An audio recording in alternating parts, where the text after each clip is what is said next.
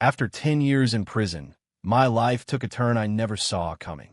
I was bound to a system, and then I found a baby, still in her bassinet, left by a dumpster. "You have to leave her," a voice, crackling with excitement, echoed in my mind. The system. Give her back to her alcoholic, abusive mother. She's meant to grow up in a dark, inner-city slum. The grit and grime of her suffering will mold her into a resilient yet delicate flower, a woman so captivating that the city's elite will fall at her feet, including the heir to the Vanderbilt fortune. I reached down and stroked the infant's cheek. She gurgled and smiled up at me. Why would I send her back? If she was left here, it means her parents have already abandoned her. The system paused, then its voice turned sharp. What are you doing? You can't possibly be thinking of raising her. If you do that, she'll never meet the male lead. She won't become the female lead. Her entire story will be derailed. She'll just be an ordinary person. And what's so wrong with that? I asked. If all that suffering, all that blood and tears was just a prelude to catching some rich guy's eye, to becoming his wife, to fulfilling a role as the female lead in a pre-written story, then why? Why did it have to be that way? What's wrong with being an ordinary person, living a quiet, ordinary life? 1. Ignoring the system's protests, I kept the abandoned baby. No, not the abandoned baby. She was Claire now. Because of her, we had a family. I disregarded the world's script and gave her a new name. Not Angela or whatever the system had planned, but Claire. I like the name Claire. It felt like clarity, like a bright, open sky. I wanted my daughter to be free from the plot that was supposed to bind her. I wanted her to follow her own heart, to live a life of clarity, a life of freedom. 2. Claire turned 6, and it was time for elementary school. She was a beautiful little girl with a sweet face and 2 bright, dark eyes that shone with curiosity. She had a wonderful personality, too, outgoing and cheerful. Her teachers and classmates all adored her. Every day, when I picked her up, she'd fly into my arms like a little bird. But today was different. Today, her face was streaked with tears, her expression utterly defeated. When we got home, I asked her what happened. The floodgates opened. "Kevin, you put a spider in my pencil case." My heart sank. Claire was terrified of bugs. She must have been hysterical. Kevin was her desk mate. I'd met him at the beginning of the school year, a chunky kid who had puffed out his chest and promised me he would be great friends with Claire. I gently wiped away her tears. "Did you tell your teacher?" Claire nodded, her voice choked with sobs. "I did, but Mr. Davis said we're all classmates, and it was just a joke, not a big deal." I held her close. "It's okay, Claire Bear. You've had a long day. How about you get some sleep? And tomorrow, Dad will go have a talk with your teacher, okay?" She nodded obediently. The next morning, I was waiting outside the teacher's office for Mr. Davis. When he saw me, he glanced at my daughter sitting beside me and gave me a conspiratorial wink. "Sam, good to see you. Claire is such a doll, you know. A lot of the boys in class have a little crush on her. At this age, the only way they know how to get a girl's attention is by bugging her.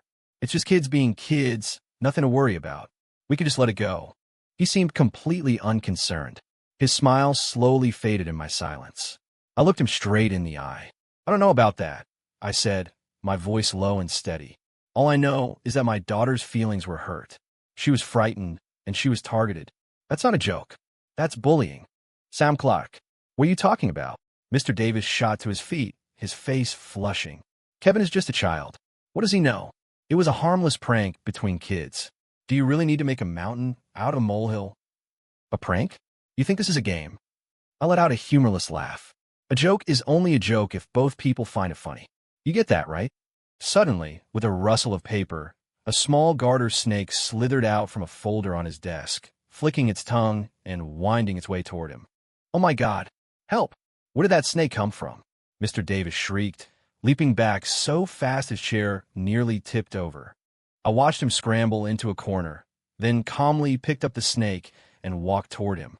Claire was scared of bugs, but I wasn't. "Mr. Davis, I'm just playing a little joke on you. Why are you overreacting?" He was trembling, waving his hands frantically. "Get away from me. Stay back." The little snake hissed cooperatively in my hand as I paced in front of him. "You have 2 choices right now, Mr. Davis. 1, you can have a close encounter with this little guy, just like the spider Kevin put in Claire's pencil case. Or 2, You can move Kevin to a different desk and teach the boys in your class that the way to show a girl you like her isn't by scaring her or playing jokes on her.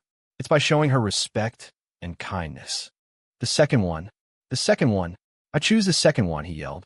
He watched me put the snake back in the small cloth bag I'd brought, then stumbled back to his feet, his hands shaking as he put his glasses back on.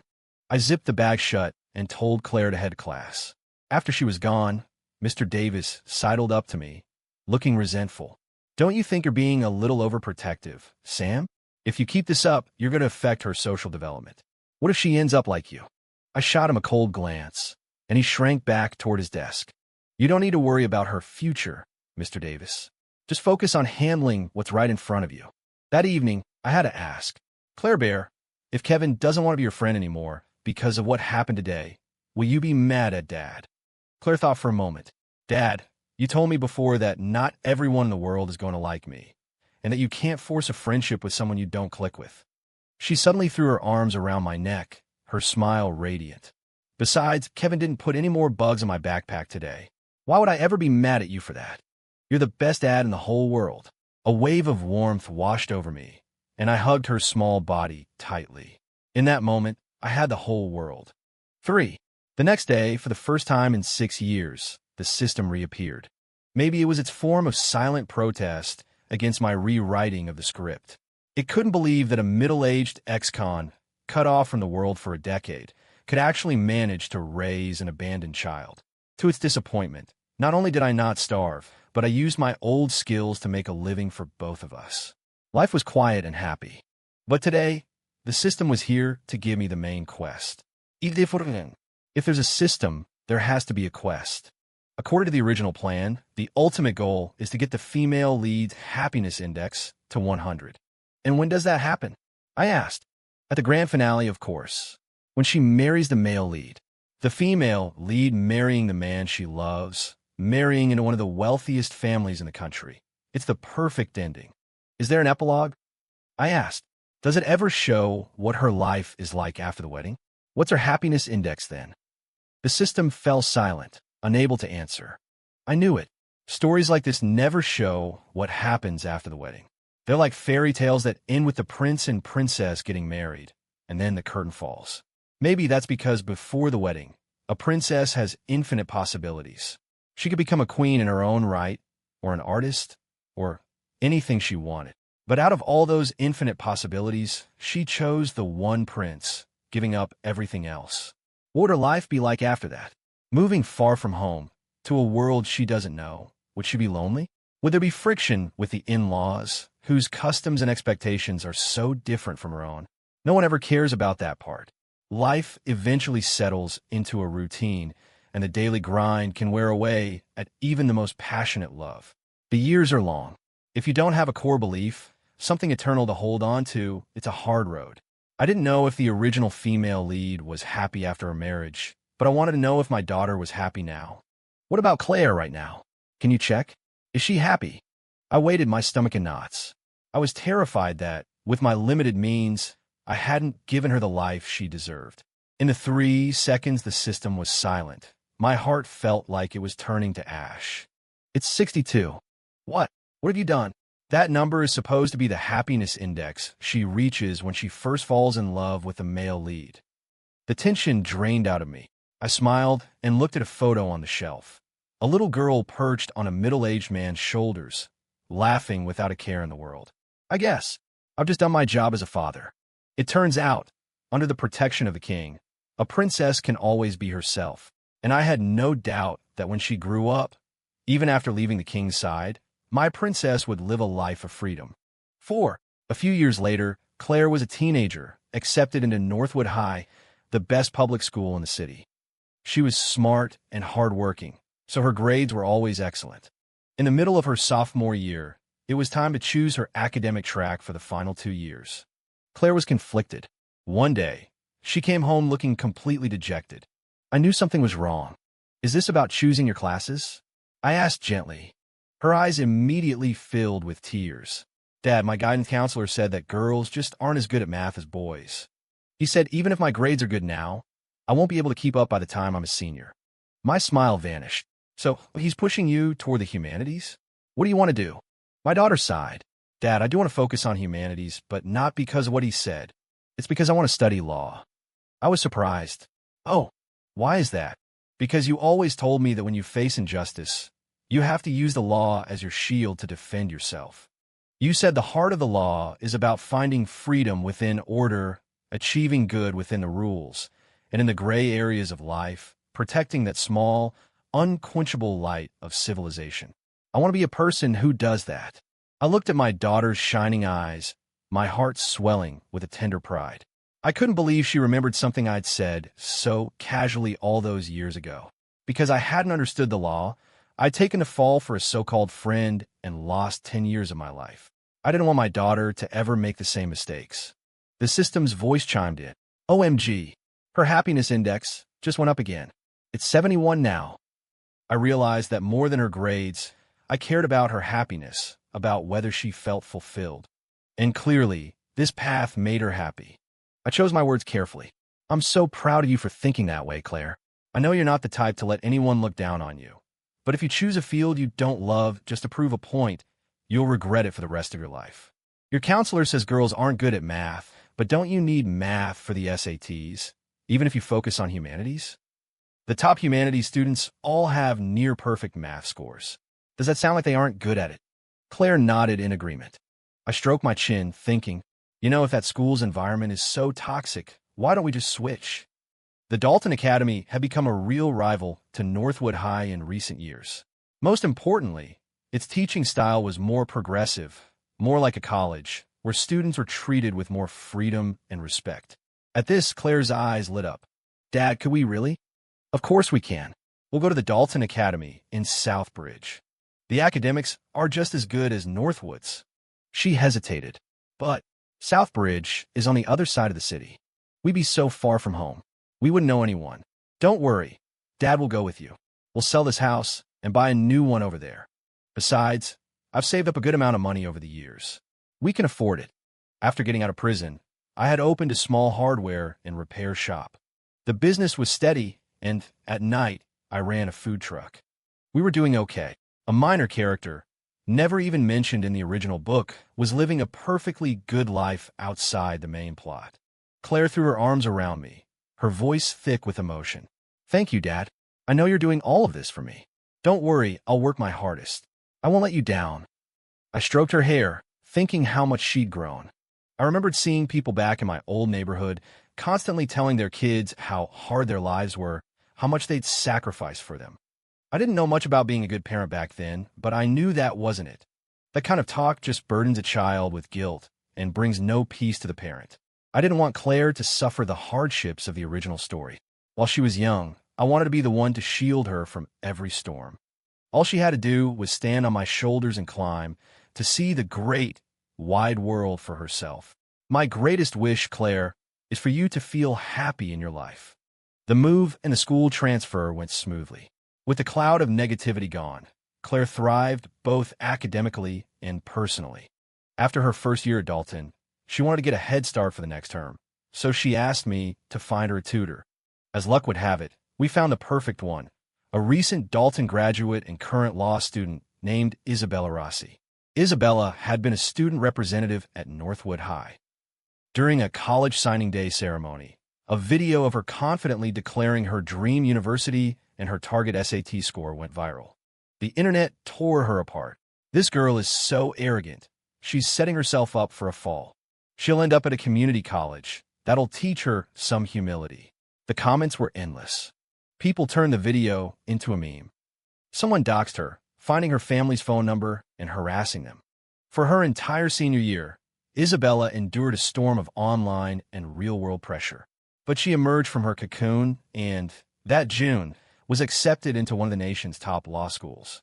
Her final SAT score was even higher than the one she had declared, instantly silencing the online haters. You know what happened to the people who spread those rumors about me? Isabella asked Claire one day. The loudest trolls. I sued them. I followed the law. I received damages, and I even used the case as a project for a competition. I won an award for it. Isabella's story solidified Claire's determination to pursue law.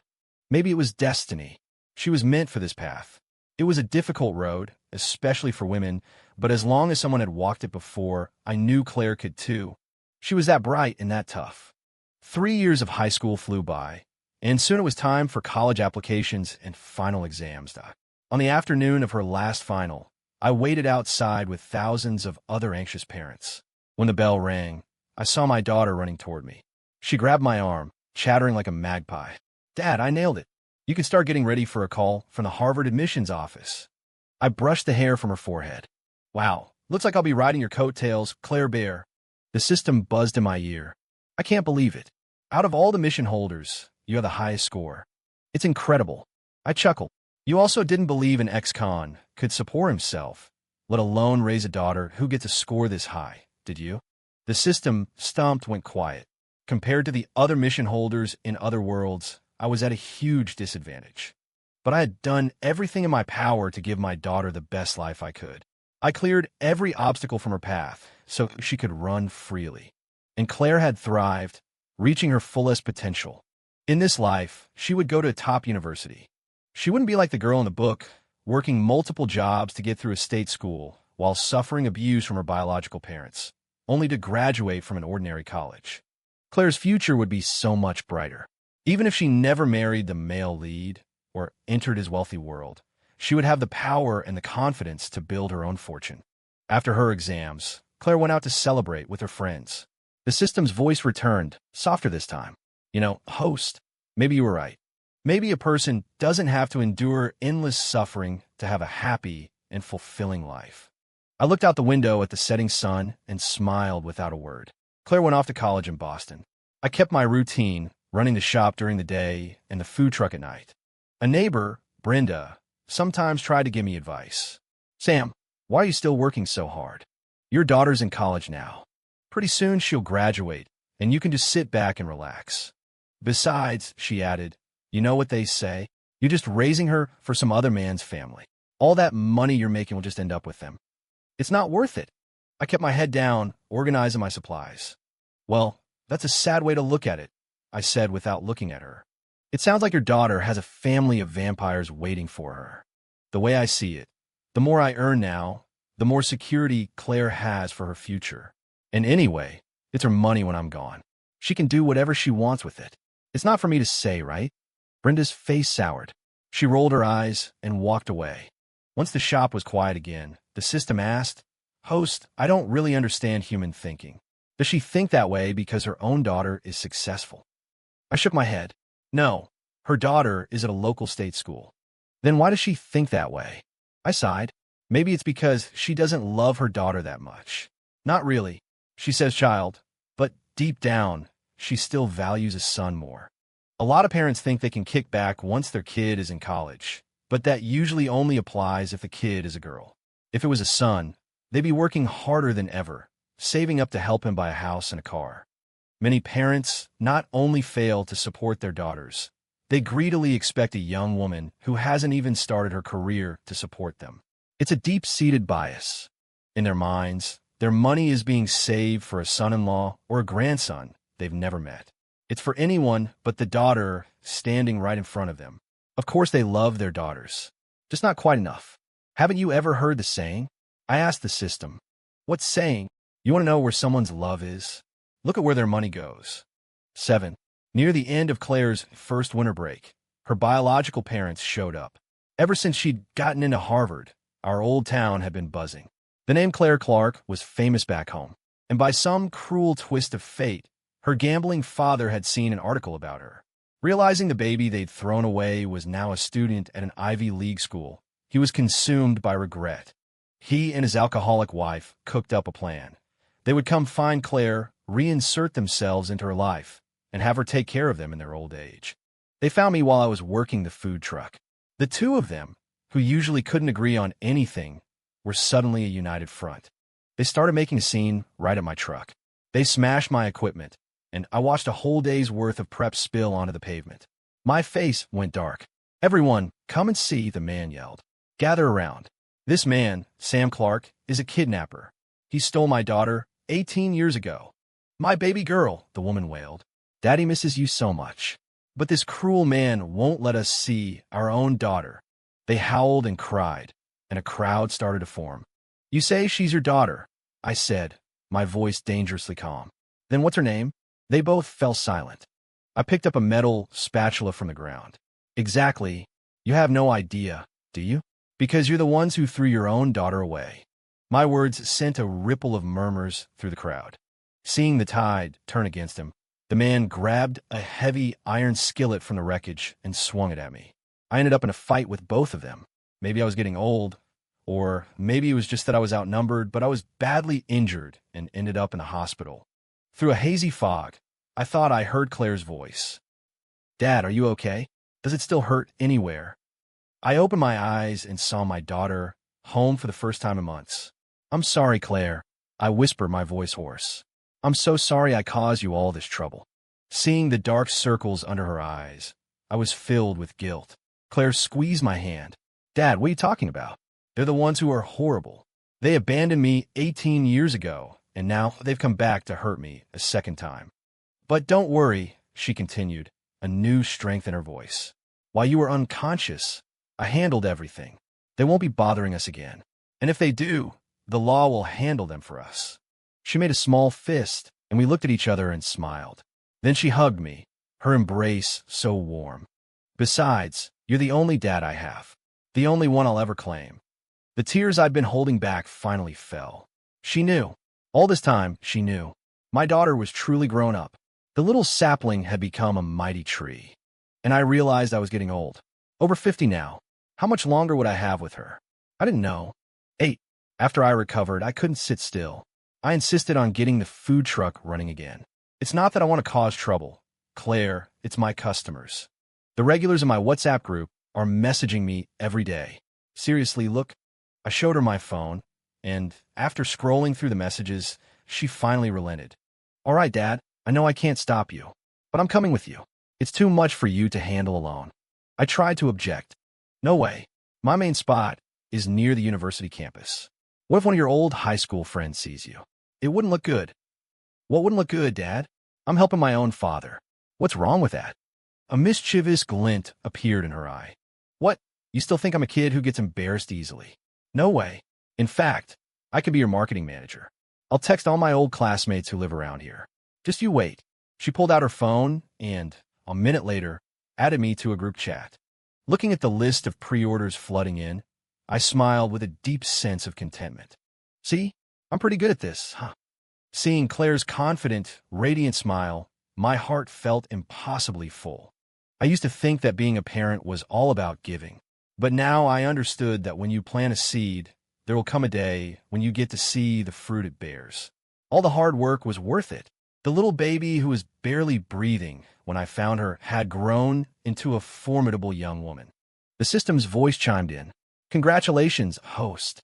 Claire's current happiness index is 83. My eyes welled up. My daughter was happy because she could help our family, taking care of me, protecting me. That had become a source of her own joy. 9. After winter break, Claire called me with exciting news. "Dad, I'm going to London." Her university had a prestigious exchange program, and after a competitive application process, Claire had been selected.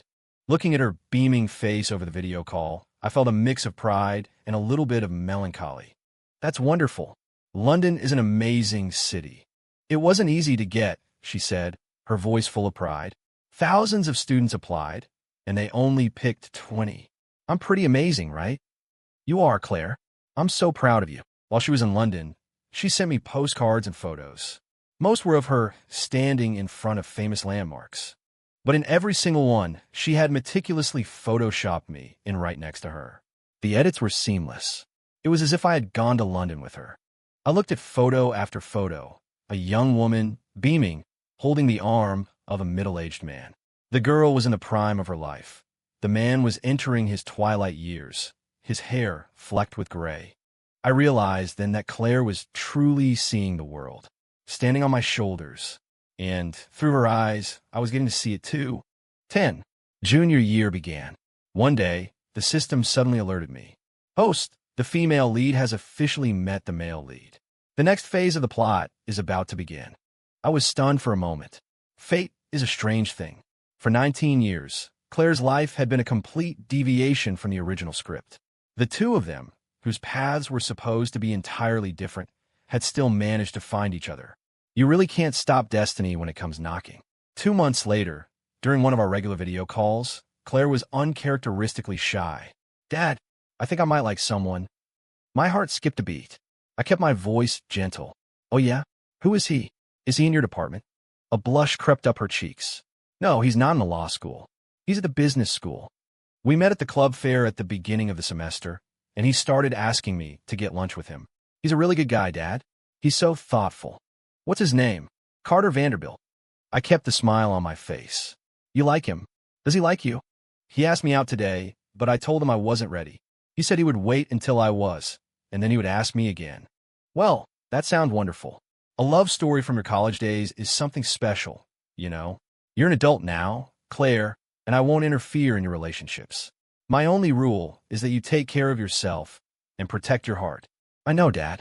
I will." "You got to go." After her smiling face disappeared from the screen, the system asked, bewildered, "Host, why didn't you stop them? From the very beginning, you never wanted the female and male leads to meet. Now you're just letting it happen? Aren't your decades of hard work all for nothing?" I shook my head and smiled. "You've had it wrong from the start. My goal was never to prevent them from meeting.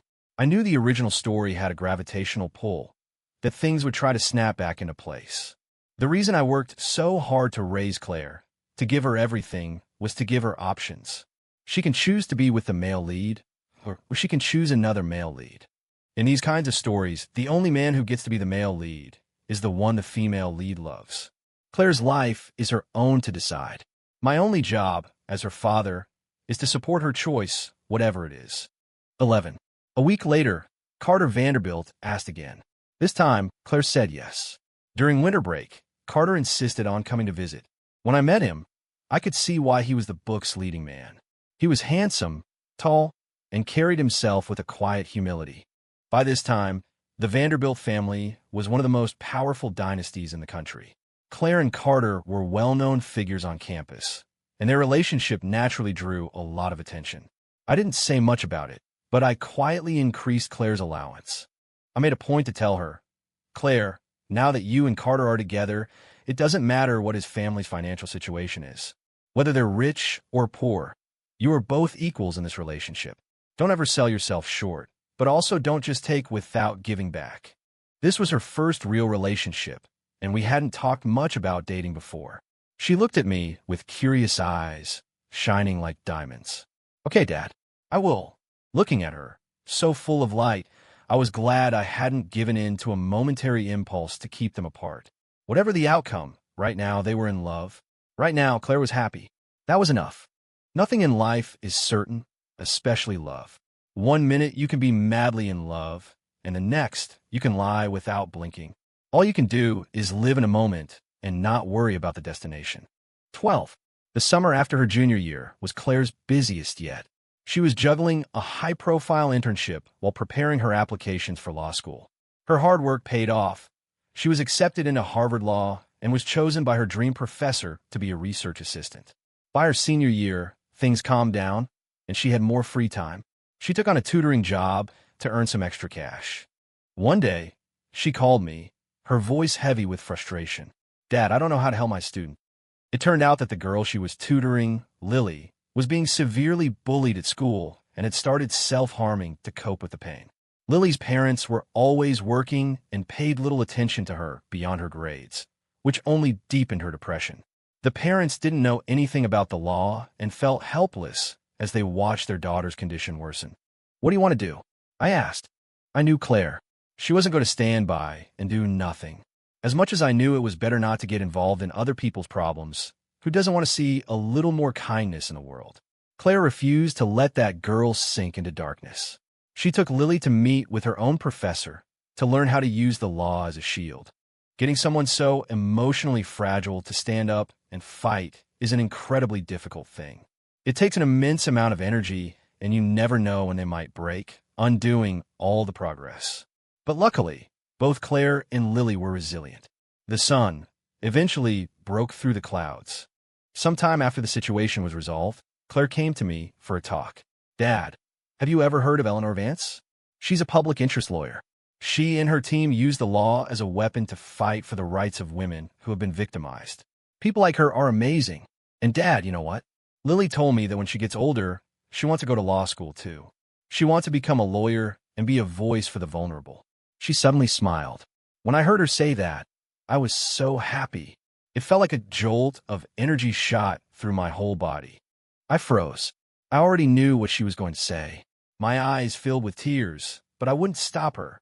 This was her calling, her noble and unwavering dream. Okay, I said, my voice thick. Whatever you want to do, Claire, you do it. Just remember to stay true to yourself. Her gaze was firmer and more determined than I had ever seen it. Dad, I've made up my mind. I'm going to be a public interest lawyer. I want to work in the trenches to be a voice for the powerless. And that doesn't just mean women, but the elderly, the sick, and the disabled too. A lawyer doesn't just handle cases. They handle people's lives. I'm grown up now. I want to take up the shield of the law, not just to defend my own rights, but to help as many people as I can. Tears fell silently down my cheeks. Claire's own eyes, resolute and shining, were also wet with tears. Just before she had started talking, the system had notified me. Congratulations, host. Mission complete. Claire's happiness index has reached 100. It was supposed to be a moment of triumph, but I couldn't stop crying. I knew how hard the road ahead would be for her. She was choosing to do the difficult but righteous thing, to protect the vulnerable. And I, as her father, would support her with everything I had. 13. Claire continued her studies, following her professor and helping on cases. It was common for her to be working around the clock. Carter was supportive at first, but his family was not. The patriarch, Carter's grandfather, was a stubborn, old-fashioned man. He believed it was improper for a woman to have a high-profile career. She should get married early and focus on raising a family. The system had mentioned that in the original book, the female lead quit her job after the wedding, cut ties with her old friends, and dedicated her life to the Vanderbilt family. After much pleading from Carter, his grandfather finally relented, but only agreed to postpone the wedding until Claire turned 28. Claire refused their so-called generosity. Carter, we should break up, she told him.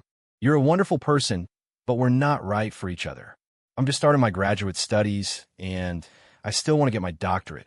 I'm going to pour all of my time and energy into my career as a public interest lawyer. It wouldn't be fair to you. I can't accept those terms. Facing him, Claire cried for the first time, the tears flowing freely. I know, Claire. I support you. I always will. We can just get the marriage license to appease my family for now, Carter pleaded, his own eyes red. Claire was silent for a long time before she finally shook her head. Thank you for trying to make it work, but we're just not a match. That night, I saw Carter Vanderbilt on a street corner, crying his heart out. I just shook my head and kept walking. 14. Claire focused on her career. After finishing her doctorate, she was 28. She then made plans to spend a year in the UK for further studies. On the day she was leaving for London, a news alert popped up on her phone. Vanderbilt heir, Carter Vanderbilt, to wed socialite Lindsay Astor. Claire looked at it, smiled gently, and said, I'm happy for him. I hope he's found his happiness. Then she boarded the plane. For the next several decades, she dedicated her life to public interest law. She never married. Time flowed like a river, and my own life began to reach its end. My vision blurred, and all I could hear was Claire's voice. I held her hand, which was no longer as soft as it once was, and struggled to speak. Claire, you did so well. You did the right thing. You are my greatest pride. Tears streamed down her face as she leaned down and hugged me. I felt the warmth of her body and heard her whisper in my ear, and you will always be the best dad in the whole world. I smiled. Just before my eyes closed for the last time, I thought I heard her call my name, just as she had when she was 1 year old and spoke her very first word. Dada. I thought to myself, there could be no greater happiness than this.